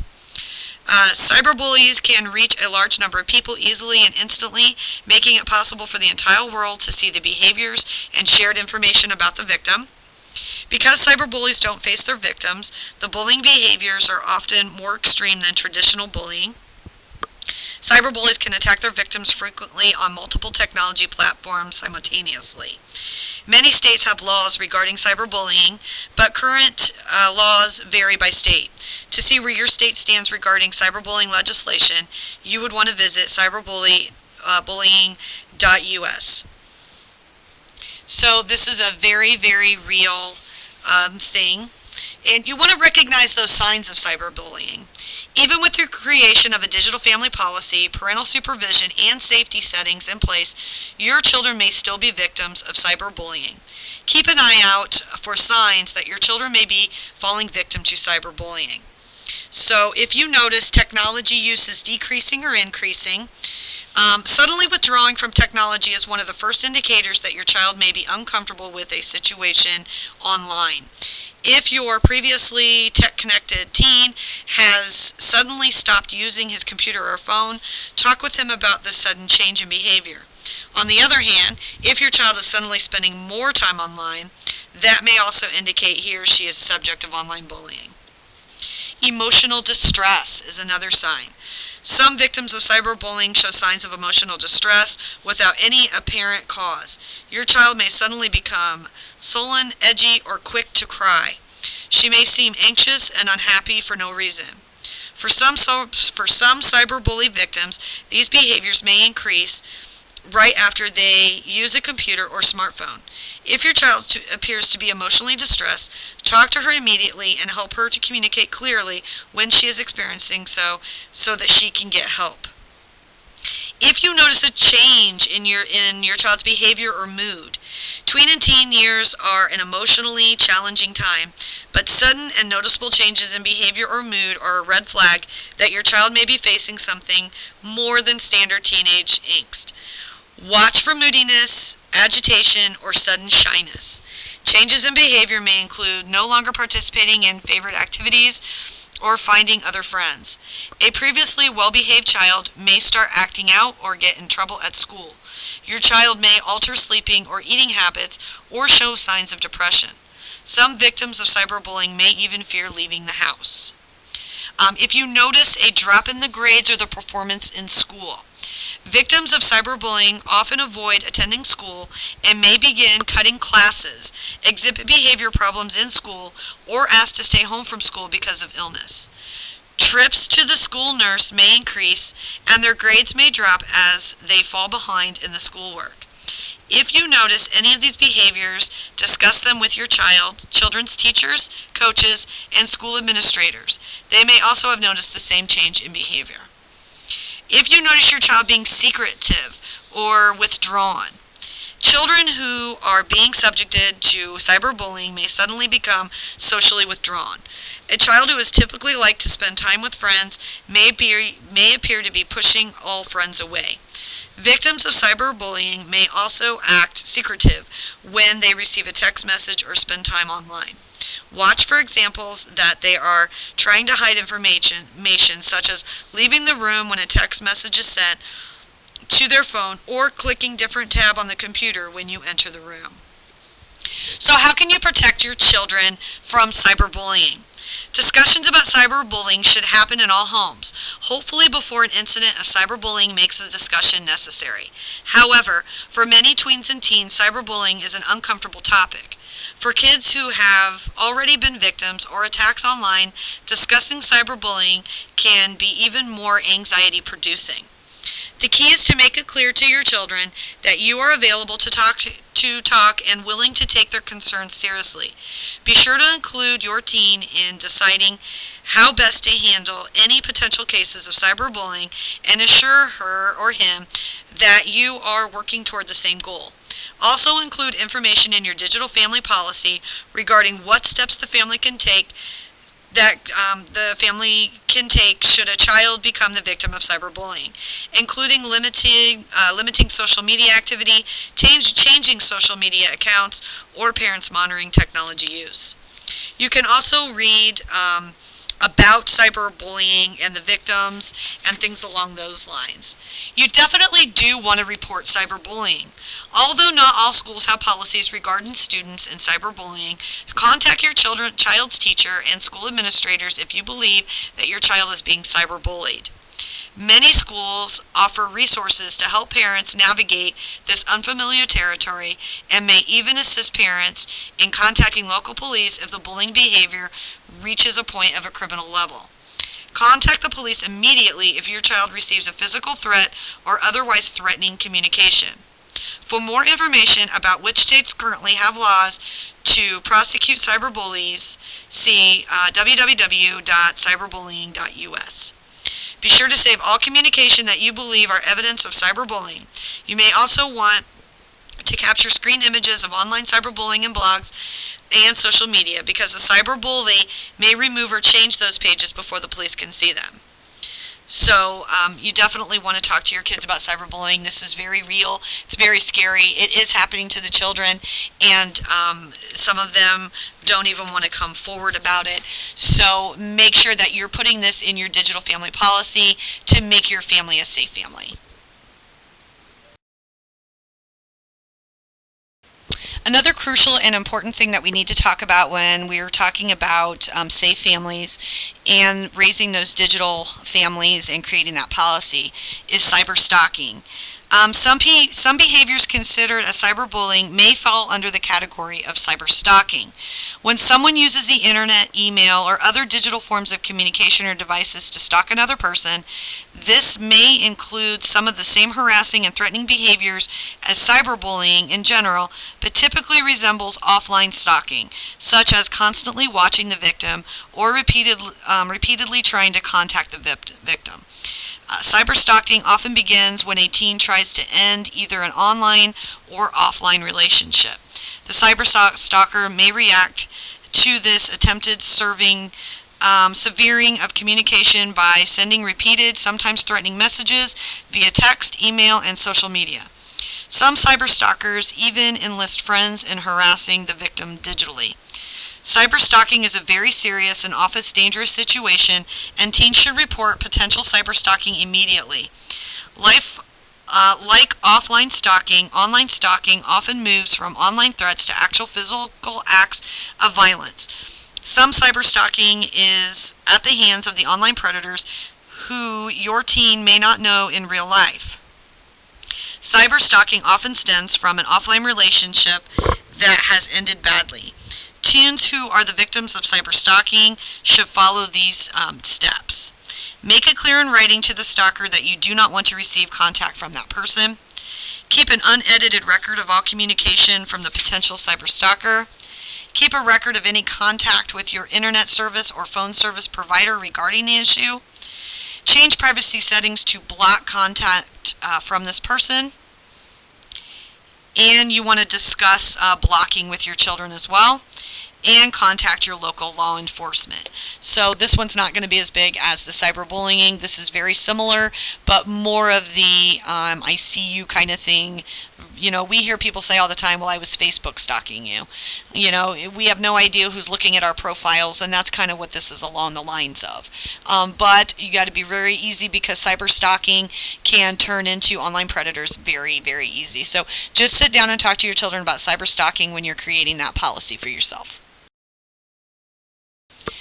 So this is going to be a very touchy subject. Nobody really likes to hear about sexting. Nobody wants to really believe that it's happening, but it is.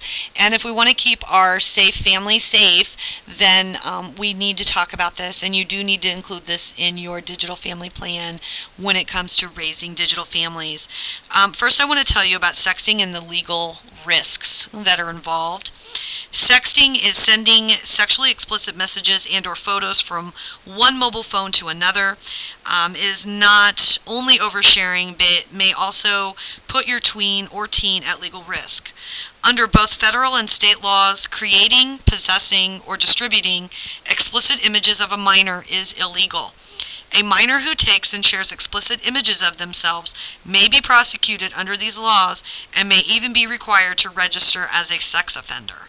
So that is a pretty big deal when it comes to, those kids taking those pictures and things along those lines because, we think it's just an innocent picture, but if you start sending it out, now it becomes illegal. And we definitely don't want to put our kids in any kind of a situation like that. Another situation would be Snapchatting and sexting. One of the key messages throughout this class is that the parents need to explain to the children that after you share an image digitally, you can never take it back. The application Snapchat has changed that, and unfortunately, some teens are taking advantage of the app to send inappropriate pictures to people in their contact list. Snapchat is a photo sharing app that allows the user to take a photo and share it with friends. What makes this app unique is that moments after the picture is shared, it disappears completely. However, some users have found ways to save the photos sent to them through a screenshot and similar methods. The message for kids. Even with Snapchat, assume that anything you send digitally may be captured and shared with others. You want to talk about the dangers of participating in sexting, including possible legal consequences. Parents need to talk frankly with their children about sexting before providing them with access to a phone that supports text. When talking with your children about sexting, consider covering the following items. Discuss the rules regarding sexting in either your digital family policy or mobile phone contract, including consequences in your teen if your teen sends an inappropriate text or picture. Create a plan for what your child should do if he receives a sexting message from someone else. Remind your children not to delete messages sent to them that may be inappropriate, especially those from people they do not know. These messages may be needed should you need to report inappropriate or potentially dangerous behavior. Discuss the consequences of sexting, ranging from hurting another person emotionally to breaking sexting or even child pornography laws. Remind your child that after they send an image, they can no longer control or oversee who has it, shares it, or anything along those lines. Encourage your children to feel comfortable coming to you if they feel pressure to participate in these type of behavior. So here you can see with this picture, once you send it, it can't be undone. You don't want to send something that you're going to end up regretting. So definitely talk to your kids about sexting and include this in your policy. We've heard a lot of things when it comes to driving. Don't drink and drive. Don't do drugs and drive. Don't do this and drive. Can you believe now we're saying no texting and driving? Stop texting and driving. Take the pledge. That's the big thing that they're talking about right now. In 2012, a 2012 study by the University of Michigan found that more than 25% of teens admitted to reading or sending a text message while behind the wheel, making them far more likely to be in an accident. You can place apps on your child's phone to help prevent them from texting and driving. Be sure to talk to your children about the danger of texting and driving. Be sure to include rules about texting and driving within your digital family policy, such as the following. Ask your teens to sign a pledge to never text while at the wheel. Ask your kids to ask their friends not to text while driving while they're in a car. Create and enforce consequences for texting while driving. Kids watch you to know what behavior is inappropriate. So they watch you to know what they can do and what they can't do. So if you don't want your kids to text and drive, make sure that you aren't texting while you're driving either. Talk about texting and driving with your children as soon as they receive their first mobile device rather than waiting until they are also old enough to drive. Consider the following talking points when having this discussion. Be clear with them about the potential consequences of texting behind the wheel and including serious and possibly deadly accidents. You want to point out that texting while driving is illegal in many states. Also include consequences for texting and driving in your child's mobile phone contract. Ask your child to take a pledge to never text and drive, such as the It Can Wait pledge found at itcanwait.com. Discuss ways to avoid texting and driving, such as the use of apps and choosing an out-of-reach phone storage location in the car. So this is a big deal. Make sure that your kids are aware. I mean, it can wait. They don't need to be communicating with their friends, and more than likely, they probably just left that friend. So I can't imagine what they would need to say that is that important that it can't wait till they get home. So just have a brief conversation with them about it. Don't scare them about it, but let them know that this is an illegal action. They're not supposed to be doing it, and if they do, then they're going to lose privileges, and that's what it's all about. Is these are all privileges. It's not just a given that they get a phone when they turn a certain age. It's something that should be earned, and it's a privilege. So you are the parent. Do not feel bad for taking away that privilege if that privilege is broken. Another thing to include when you're preparing a safe family or doing that family policy is the burglary risks. Sharing information about upcoming vacations or new home purchases can be fun, but discourage your children from sharing this information publicly via social media. Sharing such information, say, when your home will be empty for a week while you're basking in the tropics over the holidays, makes your home more susceptible to burglary. So does bragging online about new large purchases. Children may unwittingly post other identifying information such as your home address and phone number, making it easy for potential thieves to find your empty home or your new car in the driveway. When discussing social media perimeters as part of the creation of your digital family policy, be sure to include strict guidelines about types of information your children should share publicly in relationship to your family and your home. How many times do you get on Facebook and you see one of your friends say, "I'm at the store," and you know that they're, a single person, they live alone. Right there it just says, "Oh, well, they're not home." Huh. I know what they have in their home because I've been there. I think I'll stop by and make a little trip. So what this can do is it can just save you from taking chances, and that goes with that oversharing. You don't need to be telling everybody every time you go somewhere that you're going to be on vacation for 2 weeks. The dog's going to be alone at home and things like that, or I'm all by myself at home. That's another thing that you don't want to say is, wish my parents would hurry up and get here. That's just letting people know that you're home by yourself and you're vulnerable. So just talk to the children about burglary risks and how it pertains to your family. This next section about keeping your family safe when preparing that family policy and raising that digital family. Now we're going to talk about the online digital footprint. A digital footprint is essentially a digital trail left every time you appear online, interact online, search online, and more.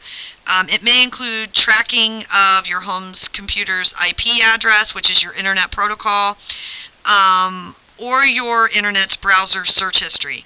It also includes saved chat messages, emails, and shared digital images of you and your children. Most people understand that Facebook profiles and blog posts are part of their digital footprint, but they may not realize that comments on blogs, product reviews on retailer sites, and photographs in which they are tagged also leave a digital footprint. Most children will have a digital footprint attached to their name before they really understand the implications of this digital footprint. Future employers and even colleges may research for digital footprint of a candidate before making a decision about hiring them or accepting them into their school. So this is a big deal when it comes to that digital footprint. So how can we leave a minimal digital footprint? So, for example, Google indexes everything from tweets on Twitter to comments on Facebook. Not only do many employers use the internet searches to research potential employers, but many colleges and universities do as well. Many tweens and teens aren't aware that their activities online are tracked, recorded, and publicly available. Even those who have a vague awareness of their digital footprint probably don't remember what personal information they shared online, especially if they're oversharing. Help your children to understand their digital footprint by searching online with them to find what information online is connected to their names and publicly available. If your children are just beginning to connect online, perhaps use your own digital footprint to show the importance of sharing only certain information.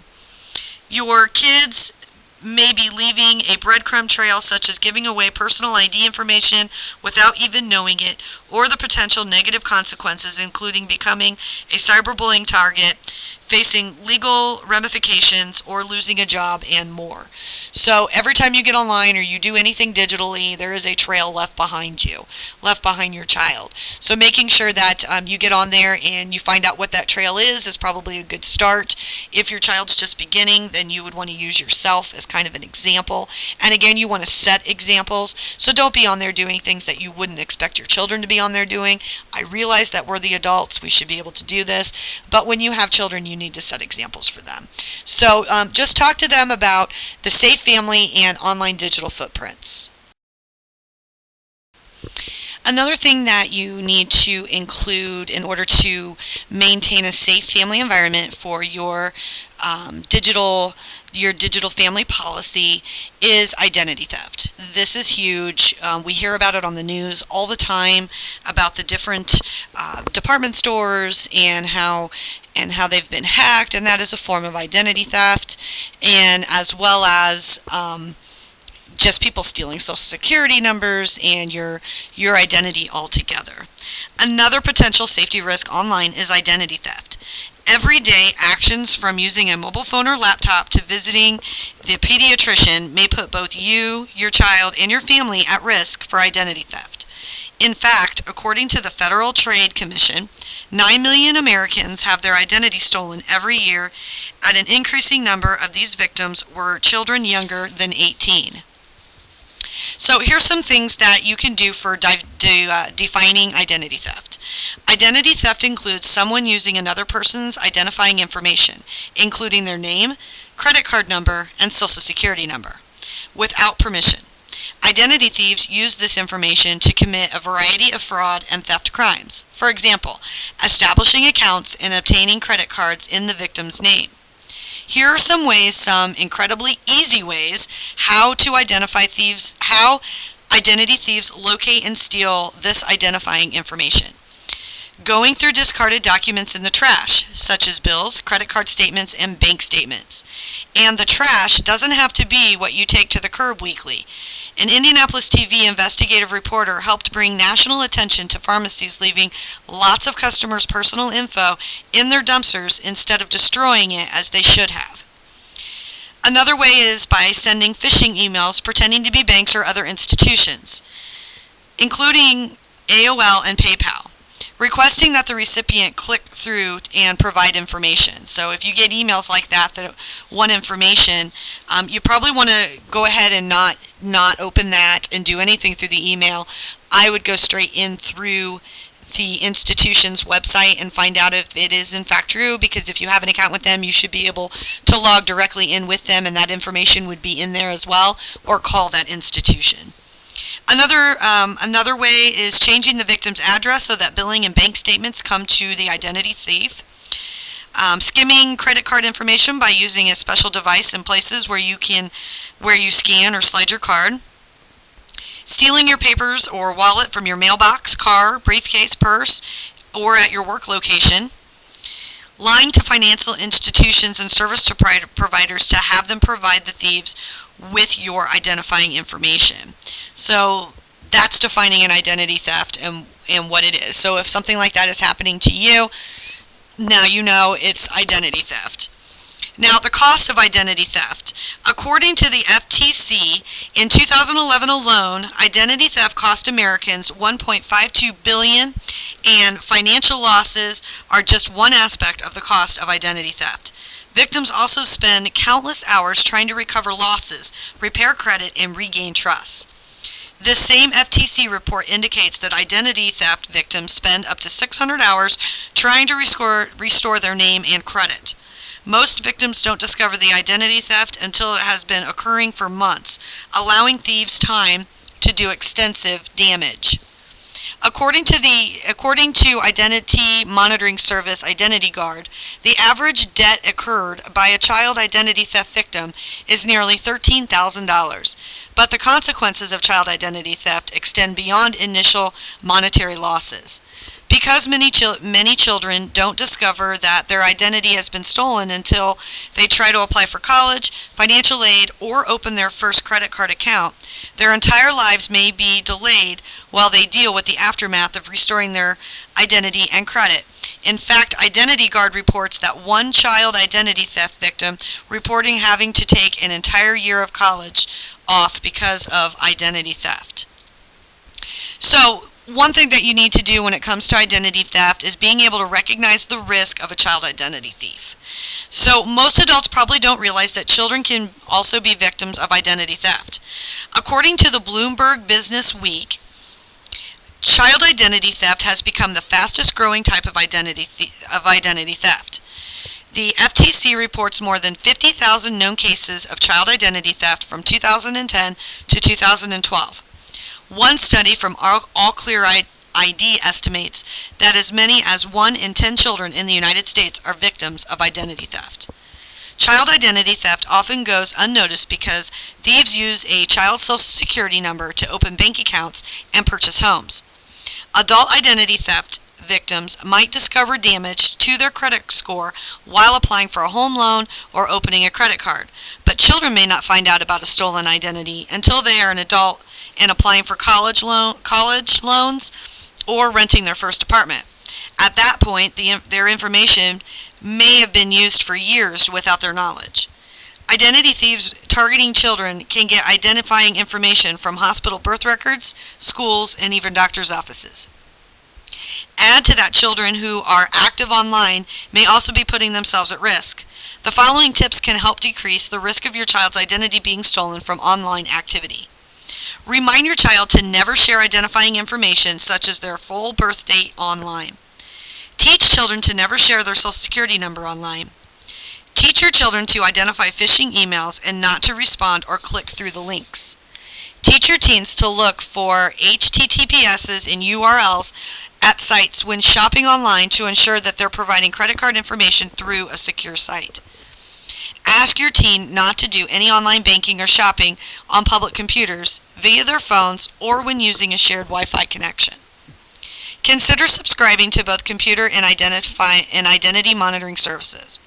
Install antivirus software on your computer, tablets, and smartphones. Remind your children to protect laptops and phones against theft or loss, especially when transporting such devices in backpacks or school totes. A laptop with private account information goes missing about every 50 seconds. Ask your children to use password protection on all devices and remind them to log out of sites and devices. Teach your children to not click sidebar and pop-up ads when they're online. Ask children to not create emails and profile names that include identifying information such as birth dates, addresses, or social security numbers. Teach kids to come to you immediately if a site asks them to provide personal information. Remind children to never share passwords or store them in an easy-to-find location. Teach children how to create strong passwords and avoid reusing passwords for multiple accounts. Ask teens to not store sensitive information on laptops or phones. Ask your children to not accept friend requests from people they don't know. Identity thieves use access to social media accounts to get password protection answers, such as the victim's mom's maiden name or the victim's pet name. Talk to your children about identity theft just like you would talk to them about any other risks. Remind your children to never share your identifying information either. And if any of the following events occur, consider checking to ensure that your child's identity has not been stolen by identity thieves. So identity theft is a big problem, so you want to make sure just to talk to your kids about it and explain the risks that are involved with identity theft. Alright, so we're just about done with class. This is going to be the last thing we're going to talk about, and then there's going to be a video here at the end, and then you're going to be all done. So thanks for hanging in there with me. The next thing I want to talk to you about are some quick tips for you guys out there, you parents, just to kind of get you ahead of the game with all this. The first one is always pay attention. Be aware of the dangers of the digital life, and creating a digital family policy are just the first steps.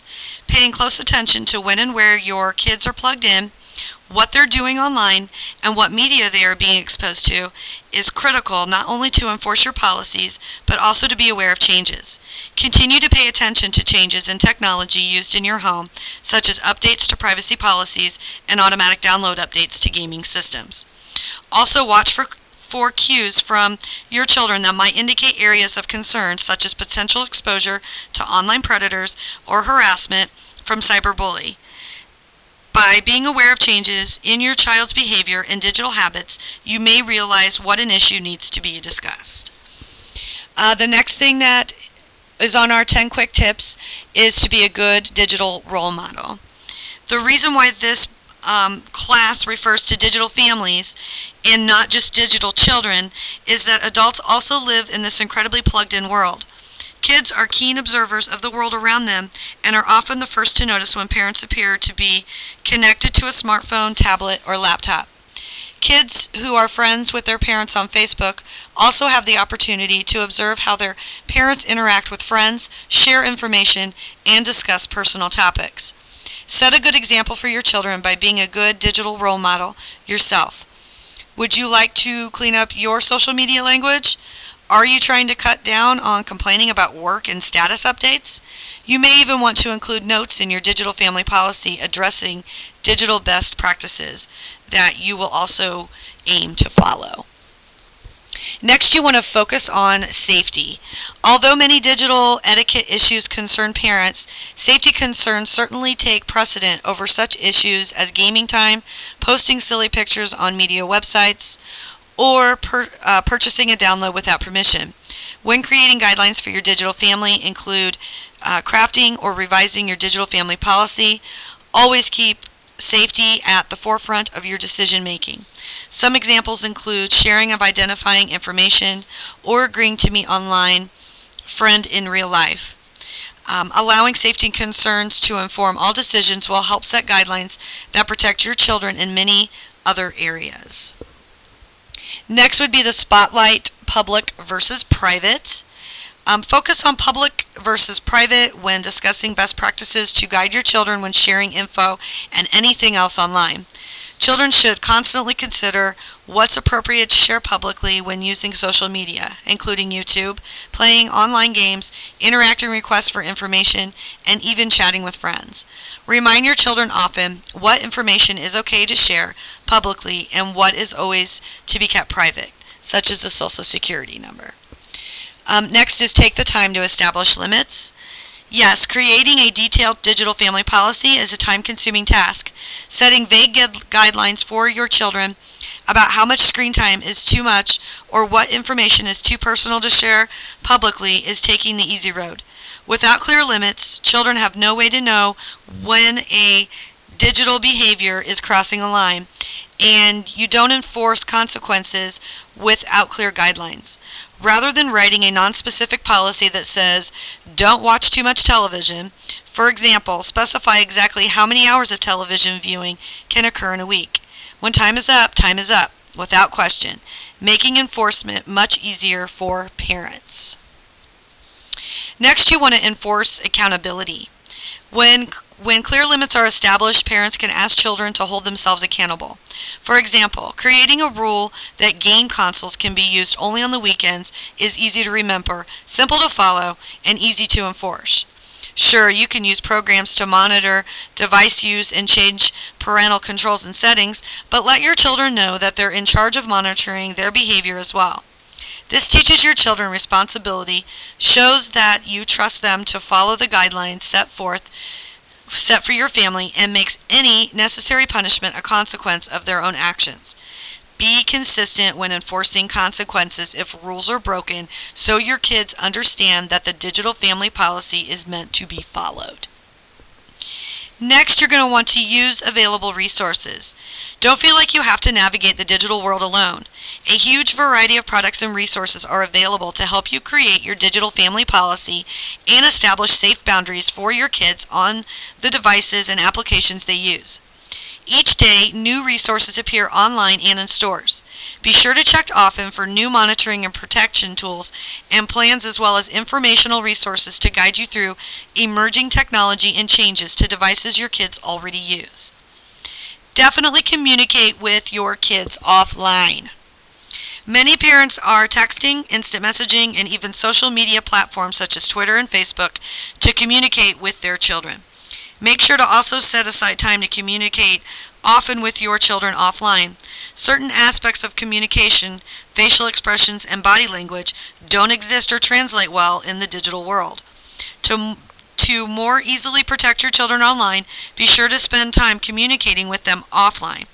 Nothing beats face-to-face. You want to encourage unplugged time. Setting limits for screen time is a great start, but don't forget to encourage unplugged time as well. Encourage your children to go on family outings without a smartphone, MP3 player, or tablet for in the car. Try a TV-free day, or even take an entire weekend to unplug and just enjoy the non-digital life. Make this unplugged time a special treat rather than a punishment to be endured. Be sure to follow your own advice and unplug as well. Point out to your children that it's okay to experience life without documenting every second of it online. And lastly, you want to join them. If you can't beat them, join them. One way to understand the digital world in which your children live in is to join them there. Make time to learn to play their favorite video games. Friend them on Facebook and visit their favorite social gaming platforms. Not only will this give you time together as a family, but you'll be better able to understand both the pitfalls and the highlights of each aspect of their digital lives. So this was 10 quick tips for parents. I really hope that you enjoyed this class and it's beneficial to you and you got something out of it. You're going to be seeing a video here in a minute that kind of sums up a lot of what we talked about. But this class is all done, and I definitely want to thank you for being a part of raising those digital families. Today, parents must decide if and when to give their child a cell phone and how much computer use they really should have. Here at Moms Every Day, we think it's best to lay out some ground rules to ensure your kids know what's expected of them when it comes to technology. Children's author and parenting expert Julia Cook has some sound advice. The technology ship has sailed, and we can't keep it from being a part of our kids' lives. Many of us are computer immigrants, they are computer natives, and we need to teach them to be in charge of that ship and sell it the right way. So you can't take it away from kids, you teach them how to manage it so that it adds to their life as opposed to takes from it. To teach kids responsibility with the cell phone, you have to model it yourself. If you don't want kids to text during meals, you can't text during meals. If you don't want children to text and drive, you cannot text and drive. They are going to watch you and see how you behave with your smartphone, and then they're going to do the same thing. So you have to model what you want. You also have to set up boundaries before the child gets the phone and emphasize to them that this phone is to add to your life, not take from it. And it should never be used to hurt another person. It's really important that human communication outweighs technological communication. And kids need to know that. Nobody's more important than the person that you are talking to. Phones should never be used as a bullying tool, as a mean texting tool to hurt other people. If it's something that couldn't go up on a billboard for everyone to see, it should never be on your screen of a cell phone. Kids are very inappropriate with sexting and boundary issues and things that they probably wouldn't do person to person, but they'll do via cell phone. They need to realize that it's a technology tell, because once you put it out there, it's there forever, and you can't get rid of it. All right, well, it's official. You did it. You made it through this class. Congratulations. You are now one step closer to keeping your family safe, and you should be very proud that you have taken the time to do that. This class is all over for you, so just take a deep breath and enjoy and take it all in. If you need any further assistance with any other topics, call me for a free one-on-one appointment. My number's listed here for you. And you want to definitely make sure you're listening for that secret code within this class for that Computer Class Pass incentive program. Get that to me by either coming in and seeing me, calling me, or emailing me, and I'll get you marked down, no problem. And hey, if it wasn't for you, I would have no reason to even have these classes. So I personally want to thank you for even taking the time to be a part of it and looking at it. So thank you to you, and I congratulate you. Thank you so much. I would like to thank the following websites and books for all their information and images today and videos.